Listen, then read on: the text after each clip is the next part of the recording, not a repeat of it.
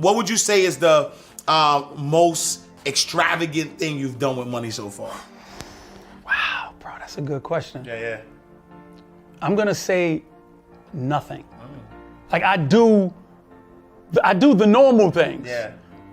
When I say normal things, like I have a new vehicle, a newer vehicle, you know, but it's leased through my business. Yeah. You know, so cats be like, yo, got this range. Yeah, but it's through the business. They be like, yeah, you know, the house or whatever the case. Yeah, I'm gonna make sure it's profitable through the business. You know, because I've learned that, do we think Jeff Bezos has his cars in his name? Do we think Jeff Bezos' boat or Jay's, his cars is in his name? These are business write-offs. So when you change your thinking process about everything, you're gonna become a more successful businessman, because now it's not emotional. I have friends that buy all these extravagant vehicles and do all this stuff, and I go, yo, you did that through your business, right? Nah, I wanted to treat myself, bro. I deserve that, bro. I earned that. How about like you did, but earn it wisely though, because it's depreciating. You know, don't get me gold and all that things. It's gonna appreciate. It's good value. But as far as regular assets, you have to break that chain of thought and that cycle. Anything that you're doing that's going to lose value, buy it in a way where it's going to make sense. So I really don't do anything extravagant. I might want to take a trip here and there, but my objective, like as you know, is to educate people. Like my passion for educating and telling people about real estate is a great introductory, it's a great gateway. But learn how to do your business. Learn the 3 must-have structures. Learn about living trust. Because when your kids seeing you doing this, guess what they're gonna tell their kids? Oh, I grew up, my parents had this, and I had a trust, and my dad always did this, and my dad invested in that. Because that's the conversations we need to have. The reason why it's so impactful, like I tell people, there's a difference between, yo, I'm doing good. There's a difference between we doing great. And then there's a way difference when you hear about a family, you going, they're well off. See the power of that? Yo, yo, we good. Yeah, now how's it? Nah, we great. Yo, how's that family? Yo, they well off. Where are you at? Where do you want to be? When you hear the name Rockefellers and Rothschilds and all this, like Gucci, Fendi, all these big, it's like, what, you think you can't be there? They well off. Why you can't be well off? Why do you just want to be good? Or why great? That's fine. But when you start, I always say this too, bro, when you start thinking about the generations of the kids you can't see, you respond different, man. When I start thinking about them, my response time was much quicker and much better, because it wasn't about me. So when people go, yo, man, I'm not really worried about that kind of thinking now, because it's about my money, I'm gonna get bread, I'm gonna do this, I'm. But if you amass $5, $10, $20 million and you're thinking about yourself, you could have stopped at 5 million, because you're not gonna spend all that money. So now who are you leaving it to?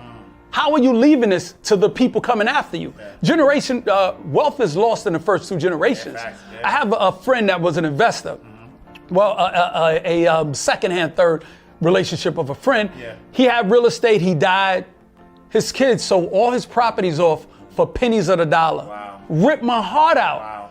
He had properties worth $300,000, $600,000, $700,000. They were selling them for $100,000, $200,000, $400,000. You know why? Because the assumption is that your kids want to be landlords. Now, if he would have just said, you know what, I'm gonna have a trust that when I pass away, I'm gonna sell all of my assets, convert that into money, give my kids 50% of that, the other 50 goes into the trust, the structure I broke down, it's different. Now, what are the kids gonna do? You see what I mean? So what are you doing this for? And then to that vein, what has been the most impactful thing you would say you've done with money? Impactful thing that I've done with money, donate, buy things, take care of people. That, you know, what I don't like to do is give money away. I'd rather give you education. But I give money to people that are in a situation where I know they need it for the moment, and maybe we got a discussion later about things. It's sort of like when Malcolm X went to prison, and that movie Malcolm X, Spike Lee joint, when Malcolm went to prison, he couldn't hear nothing until homeboy gave him some drugs. Like, he was fiending. He said, look, I'm gonna give you this so you can hear me. He gave him that little hit, then he calmed down, and it's like, now I'm gonna tell you. He started educating them.